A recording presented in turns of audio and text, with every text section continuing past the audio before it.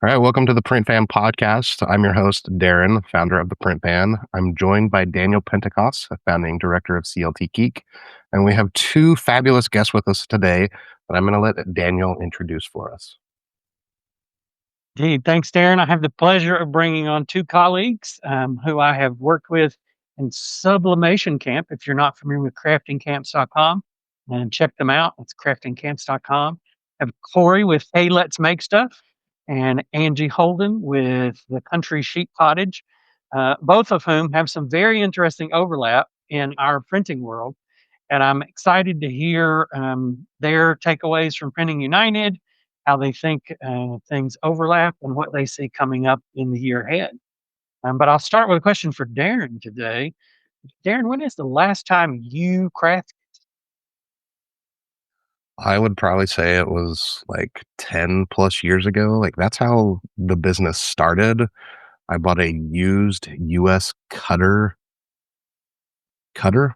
like a 28-inch, and I thought it was the best thing ever because I could make a little bit of money on it.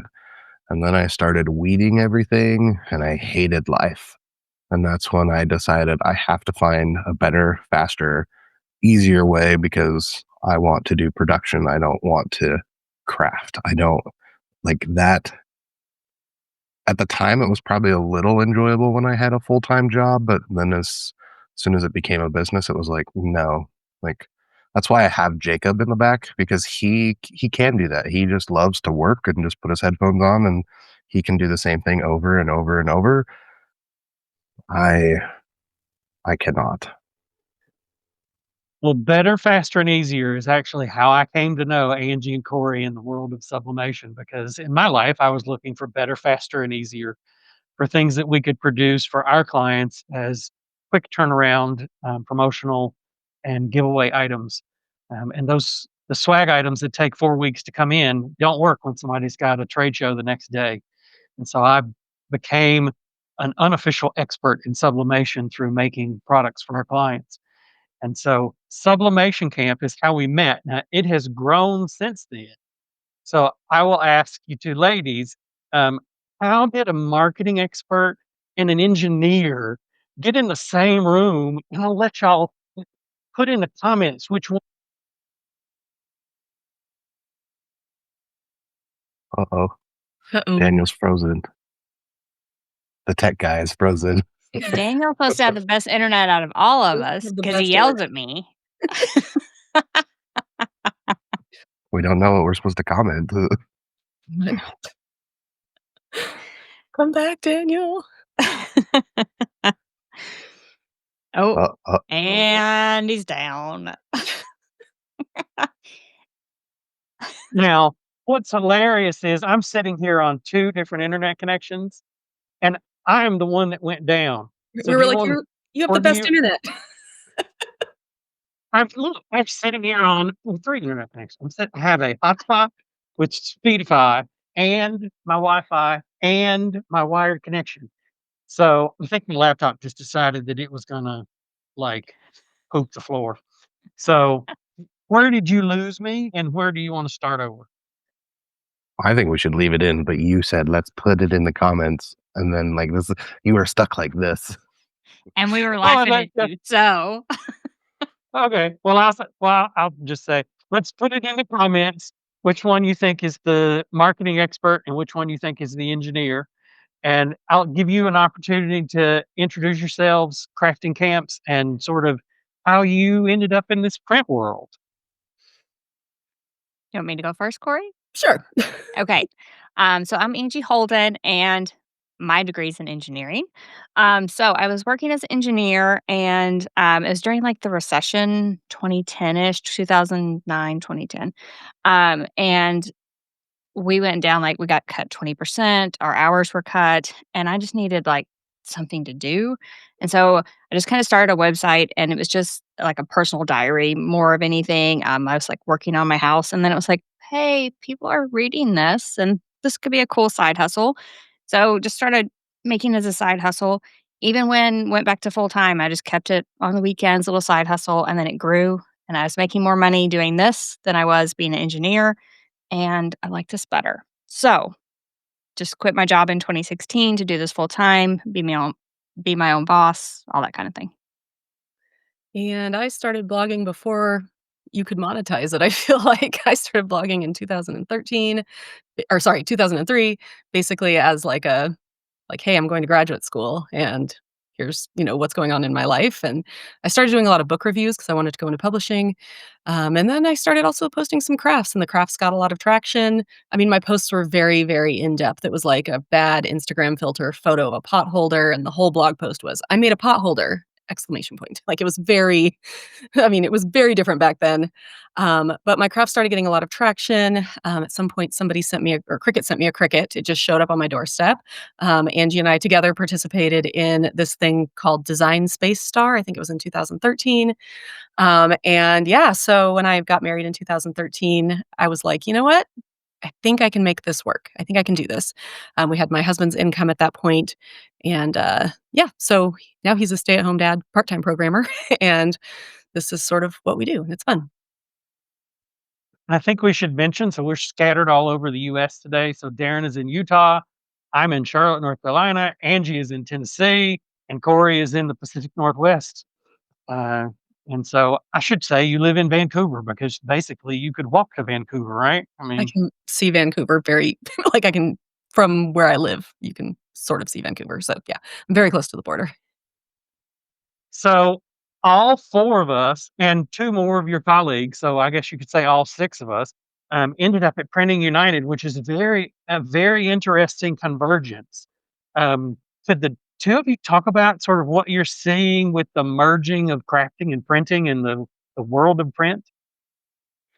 Sh Sure, want me to take this one? Okay, so basically in the last gosh, I cannot remember what year, Cricut launched infusible ink, and I think that the launch of infusible ink is where crafting met printing was because people realized, "Oh, I can make permanent projects here on all sorts of blanks without having to weed, without having to cut vinyl, all of this, it's just a print."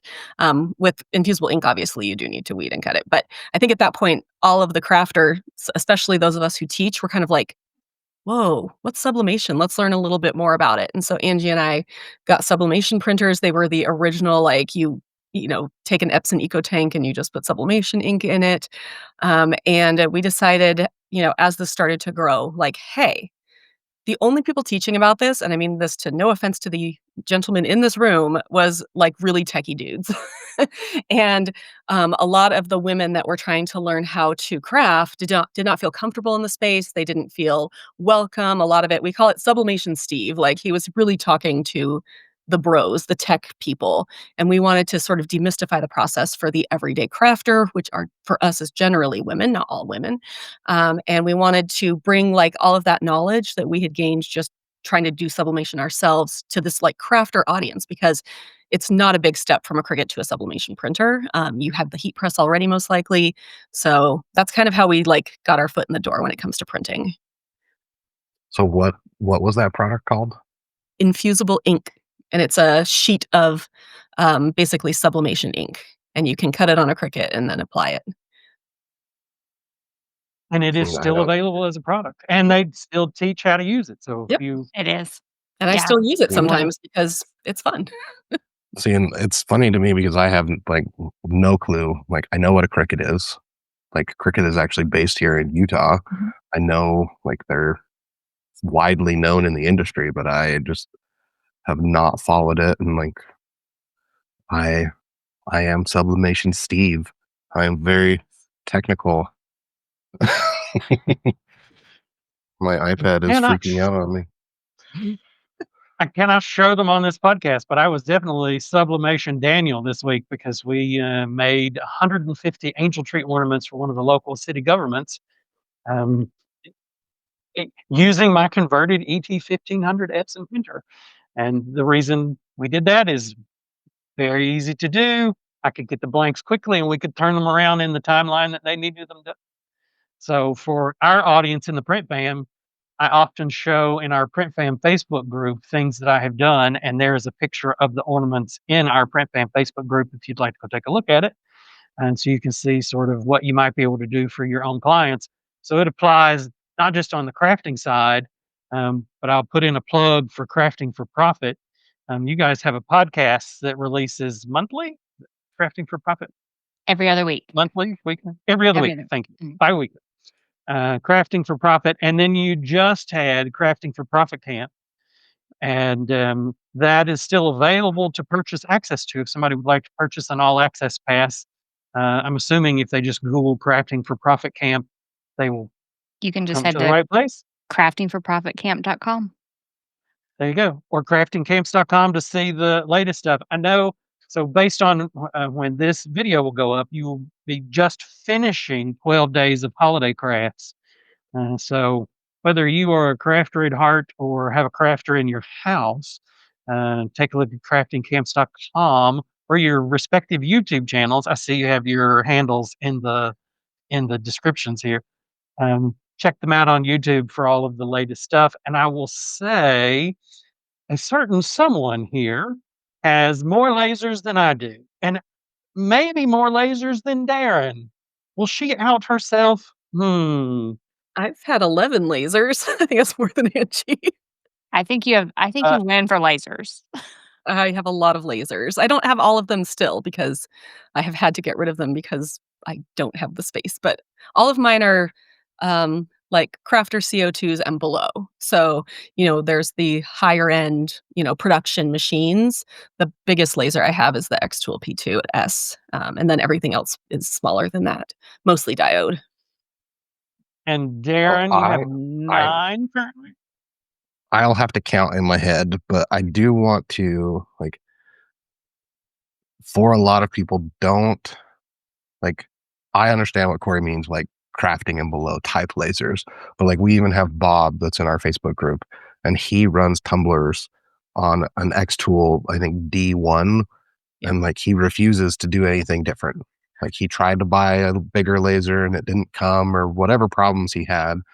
And like for me, that doesn't work because that takes too long. I think they take 6 to 10 minutes a piece to run. But if you have a really good cadence and workflow and can do other things while it runs, like I wouldn't necessarily classify them as crafter.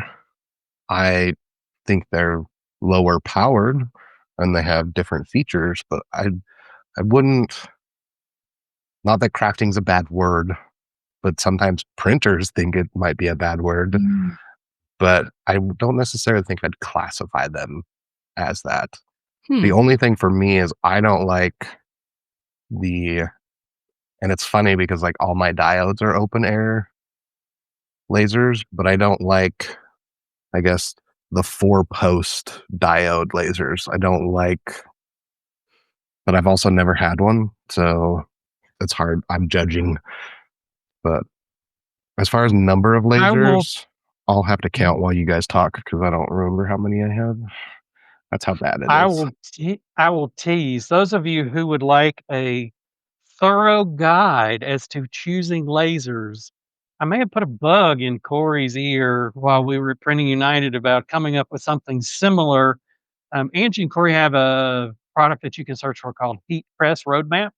And if you're going to buy a heat press, I would highly recommend that you get on Heat Press Roadmap, because between them, they've got more heat presses than you've ever seen, more than Corey has lasers.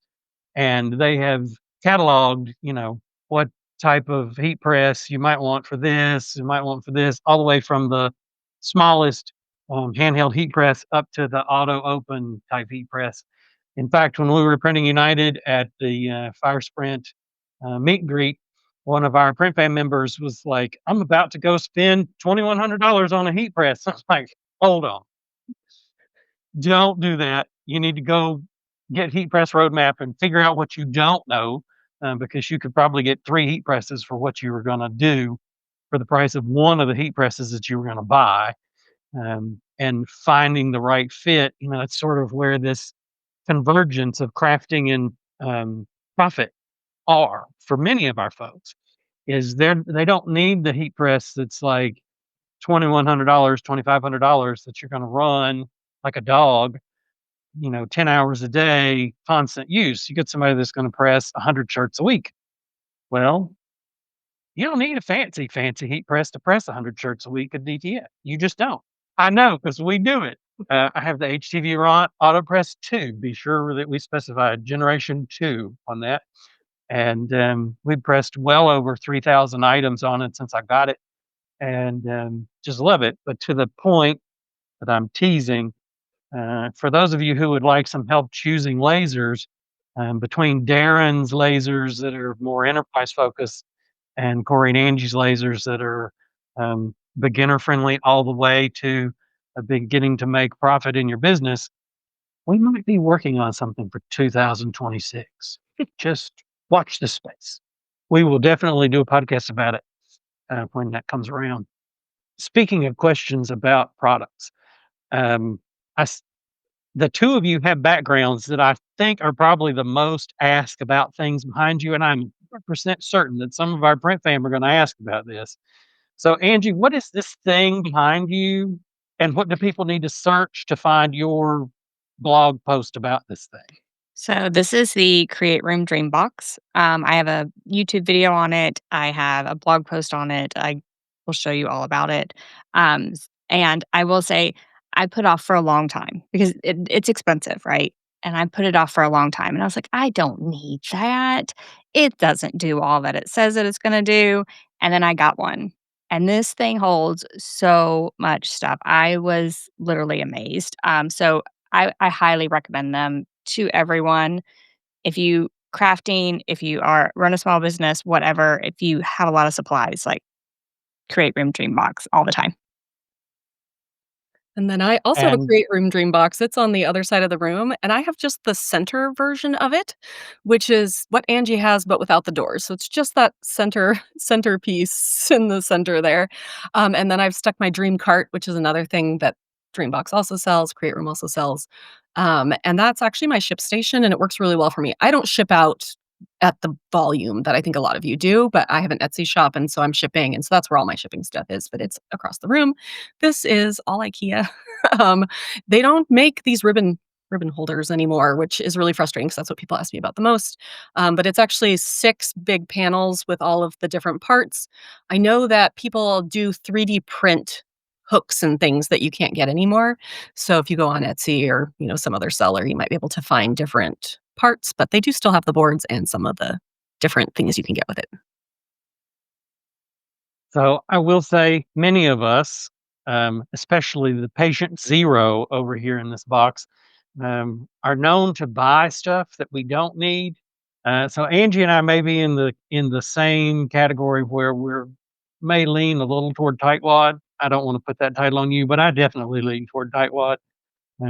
But I will say I have watched Angie use this Dreambox thing, and for somebody that's space constrained, if you're trying to run a business and you got a bunch of product that you need to have and supplies and whatever, go watch her video on that. That thing is like the Narnia chest. You just keep pulling stuff out of it and pulling stuff out of it. Speaking of the Narnia chest, that was almost like Printing United this year. According to their update video, as I think the third largest Printing United, and the largest one that hasn't been in Las Vegas, which I find fascinating. Um, so yeah, go watch the latest update video. But to you, I'll pose this to Angie first, and then I'll pose this to Cori because I would like the engineer brain thoughts on all of the stuff that you saw at Printing United. What came home with you in your head that you wish could come home with you in a box? So I was encouraged that things seem to be getting smaller.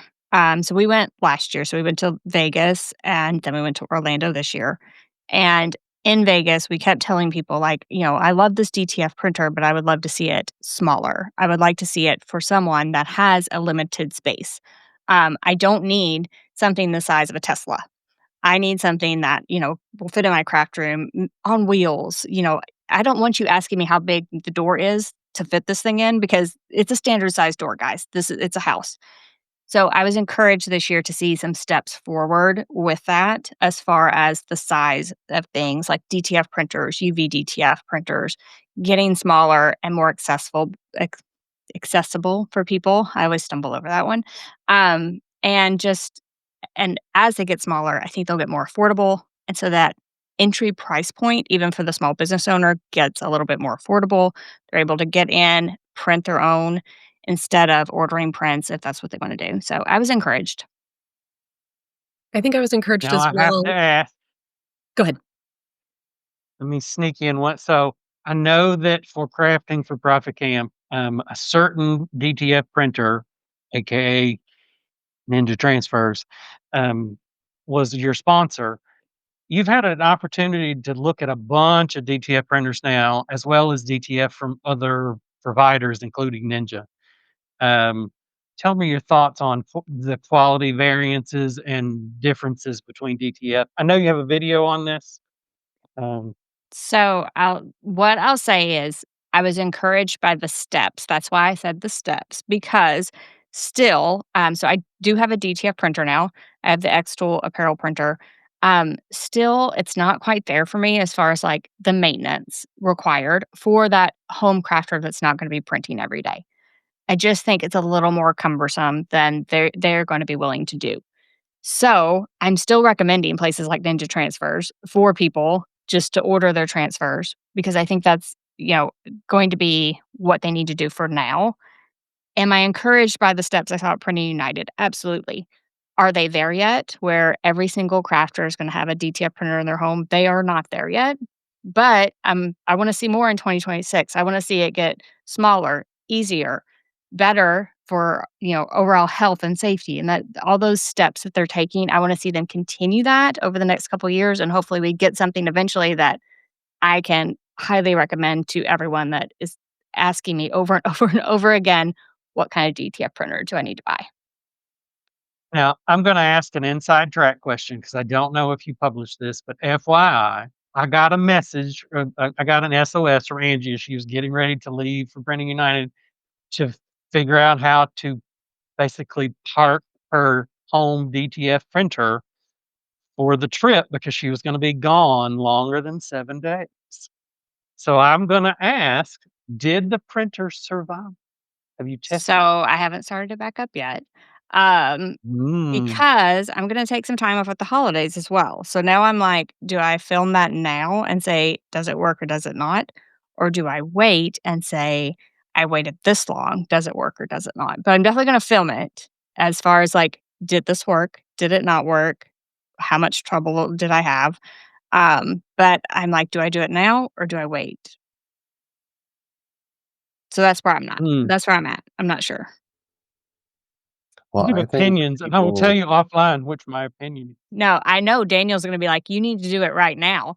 But for my audience, will they leave it just a couple of weeks, or are they gonna wanna leave it 6 weeks or more? That's kinda my question.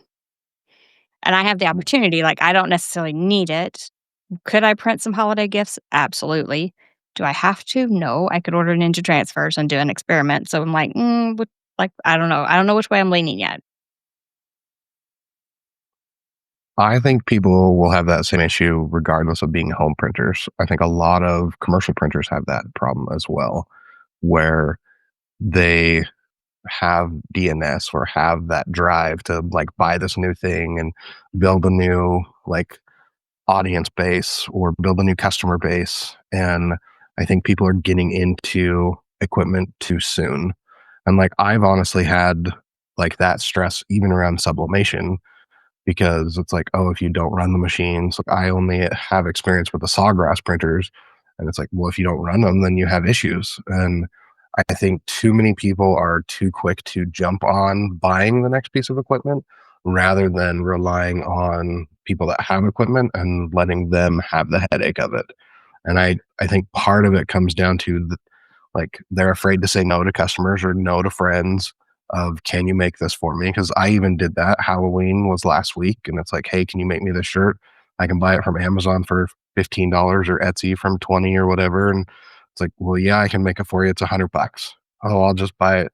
I'll just buy it from Amazon then. I'm like, yeah, please do. I don't want like I don't want to make you one t-shirt, but I think it comes down to like people are not willing to say no, I can't make this for you, or no, I'm not willing to make it for you, or valuing their time enough because they get in that false sense of, well, I have to say yes. I have to be able to get this done in a few hours or a few days rather than finding a good partner to like collaborate with, I guess. Yeah. Sorry, And I guys. will plug Crafting for Profit.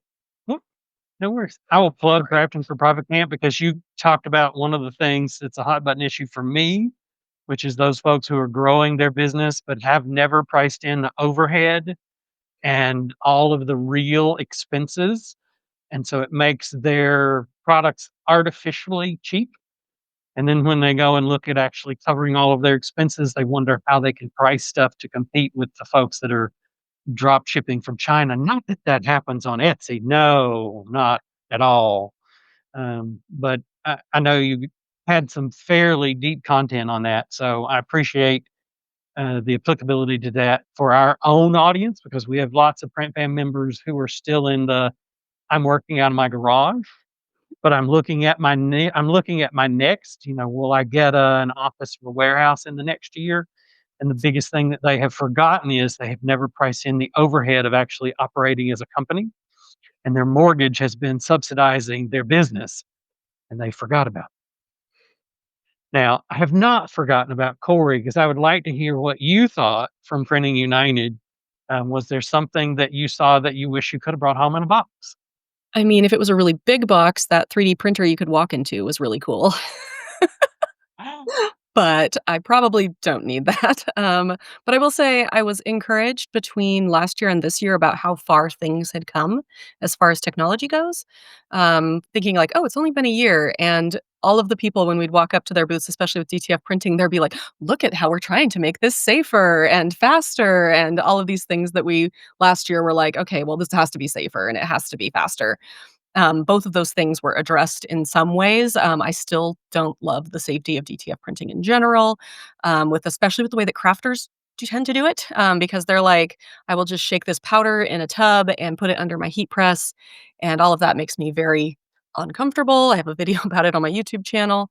But I did like things like, and I know Daniel doesn't love this machine as far as I remember just chatting about it, but in the machine that Uninet had at their booth, it was a enclosed powder tube that they just put in the machine, and then the machine basically did its stuff inside the machine, which I'm much more comfortable with, as opposed to, like, somebody even just pouring powder into a hopper or whatever it's called. And I feel like things like that, I like to see that technology being like, "Okay, we're understanding that maybe we don't wanna breathe in this particular DTF powder, or maybe we need a better fume extractor," or, whatever is going on. I do feel like people are like, "Oh, yeah, maybe we don't wanna, like, kill all of our clients, so, like, we're gonna try and make this safer." Do I think it's there yet? No, but I really like the progress I saw over the last year. I will footnote that yes, I do like the Rico unit of which you speak. However, I would make sure that if I'm going to purchase it, I would purchase it with the Rico brand on it, not with somebody else's brand on, That makes so that it sense. can be supported by your Rico dealer channel, who probably has local service for it, where other brands who are rebranding that unit may not have access to the local dealer channel that can service it if it has problems. That makes sense. That's what I will say about it. Um, And I I'm would say not that that's sponsored by the other brand that you mentioned, and they probably will never sponsor me because they definitely don't wanna hear some of the stuff that I have to say.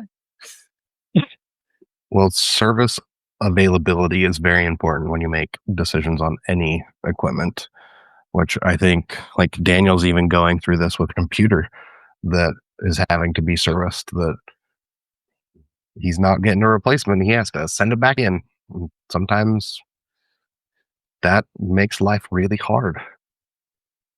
Yeah, I have, Or in my case, it sorry, go ahead. Go ahead, Angie.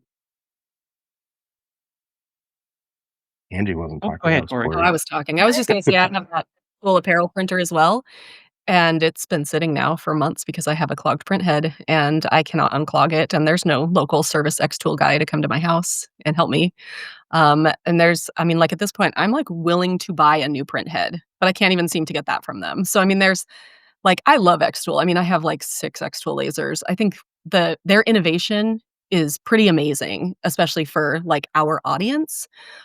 They saw, like, "Hey, we people are gonna want a DTF printer," and they just made that whole thing vertical, which we hadn't really seen in anything else that I'd seen, at least.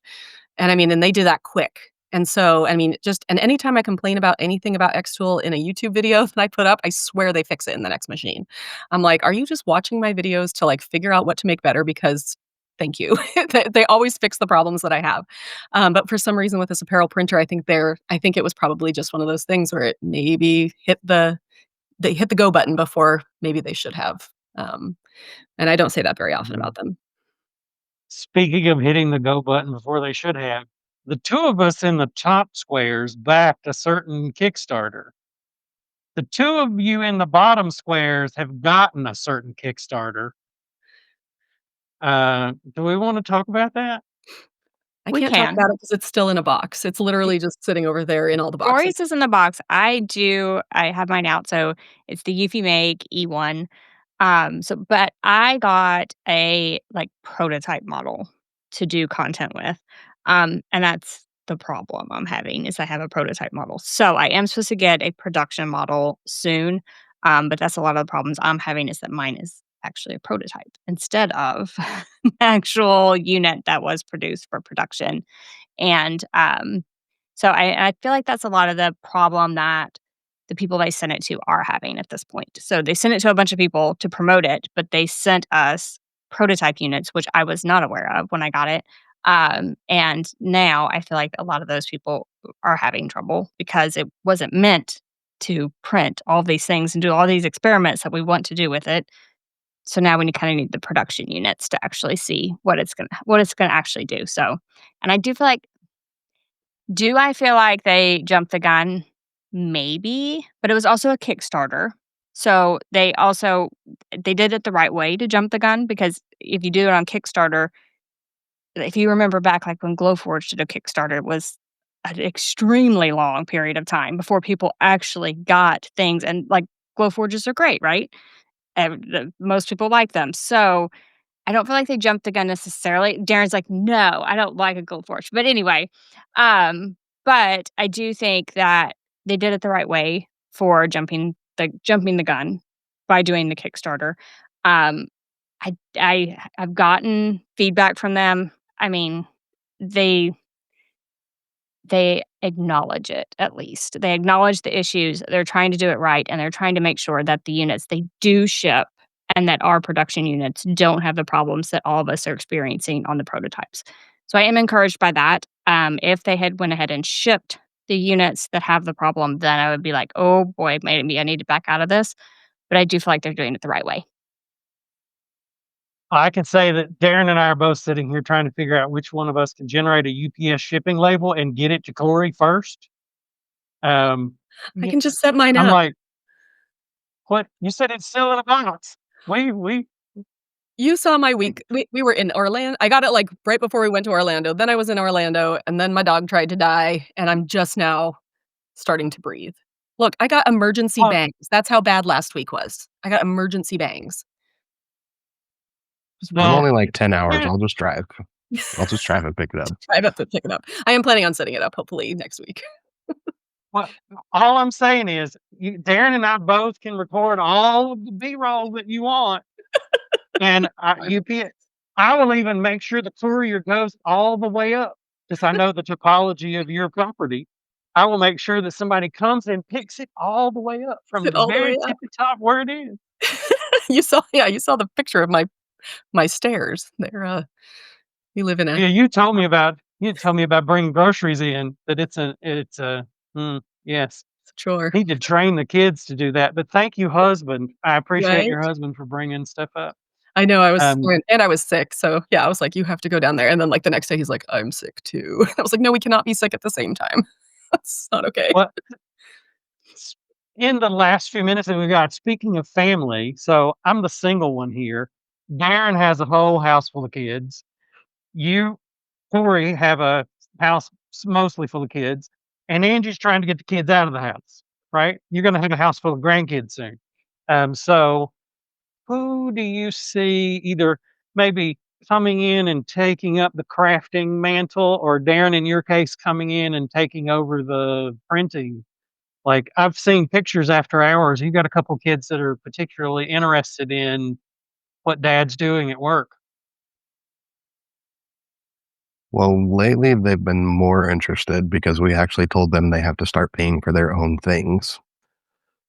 And part of it is because we want to like make them responsible. But I had phone calls yesterday and the day before saying, "Hey, Dad, can you come get me? I want to come work." And it's like, well, I don't have anything for you to do right now.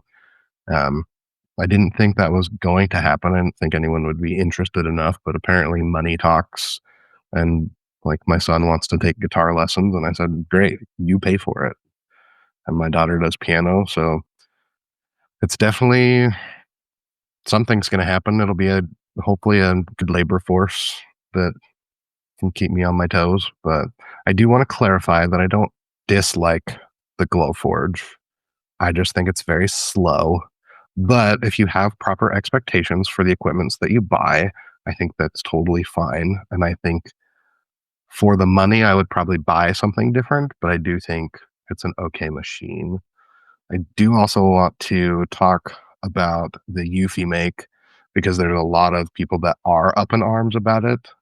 And I think that's a big difference sometimes between like enterprise and crafters. It's like I spent the money and like it's gone. And if the machine never shows up, will I be sad? Yeah. But like I spent the money, it's gone. And when it shows up, I'm gonna be happy and I'm gonna use it and play with it and hopefully it can do something to advance me to the next piece of equipment that I really want. But I do agree that I think they're doing it in an okay way and that they're communicating and being upfront about issues rather than just shipping it and then dealing with that nightmare because I think it's easier to deal with it now than it would be with hundreds or thousands of people that have machines that are freaking out about them and worrying. Like I threw away $600 worth of ink from my Colorado yesterday because it's expired and it just won't go in the machine anymore. And it sucks, but it is what it is. So, but that's what I have to say about it. I know we want to keep our time respectful, so I'll let Cori and Angie answer that question too. Cannot remember the question. Me Oh, my either. Are the kids participating in the business yet, or do you think they will? Yeah, so my boys are 10, I have twins, so it's not really a house full of children, it's just a house full of one identical person, but there's 2 of them.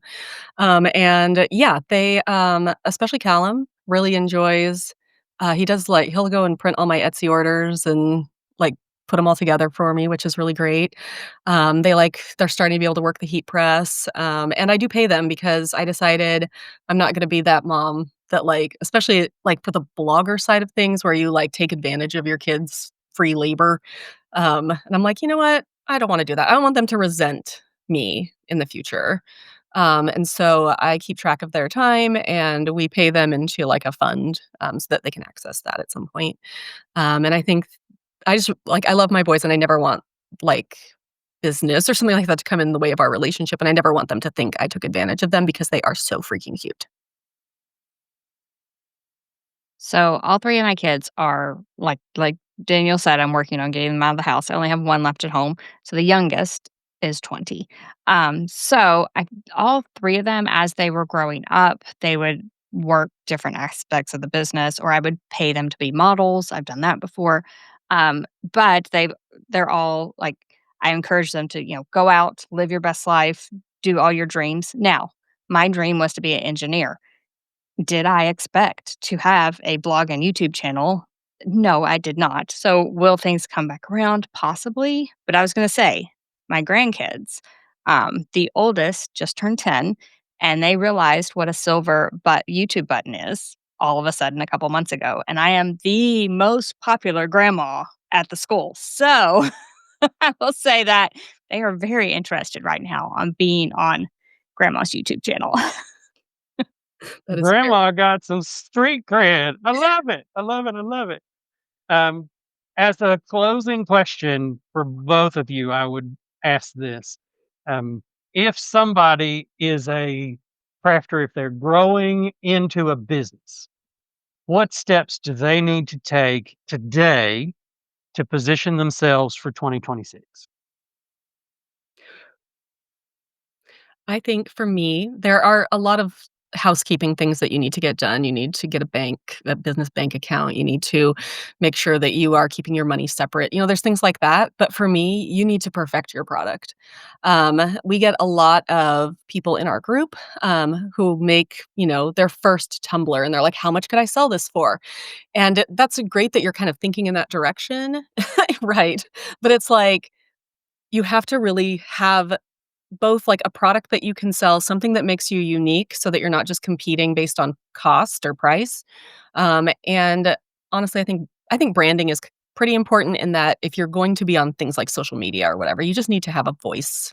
You need to be wearing your CLT Geek shirt. I did not do a good job today. I'm just wearing black. But I feel like before you're like, how much can I sell this for? That's like way down the line. There's like, you need to get like, these are the products I'm going to sell. Here's the pricing. Here's the, like how I'm going to make them more efficiently to save myself money. The pricing is like just way down the line. And I'll add, so I feel like we talk a lot about branding and finding a niche. And the third tip thing we always say every podcast episode is start your email list. So if you have done nothing else before you start selling anything, start an email list, because I feel like that is the thing that a lot of people just skip and they're like, but there's only going to be like 5 people on it. But consider those your 5 biggest fans. Those are your people that are going to come back again and again, repeat buyers. That's how you're going to reach them without an algorithm. So I would say that would be my other top thing is start an email list now. Don't wait.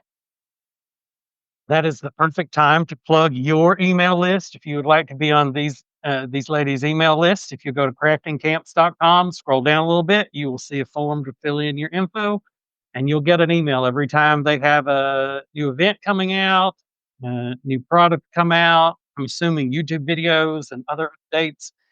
So that is the place to connect. And they are both members of the Print Fam Facebook group. So if all else fails, if you cannot figure out how to ask them a question, if you come to our Print Fam group on Facebook, you can tag Angie or Cori. They will see it in the Print Fam group, and I appreciate them putting up with us. Well, thank you guys for being here. I appreciate you guys jumping on as well. And we'll end that with the podcast. We'll have all of the links in the description if you're on YouTube. So make sure you subscribe for the almost weekly podcast. You can also find it on Apple and Spotify right now and leave comments. I think I can put all of the things in their descriptions too. So look for all that there. And then just come check out the Facebook group. We're happy to have you. And we'll see you all in the next one.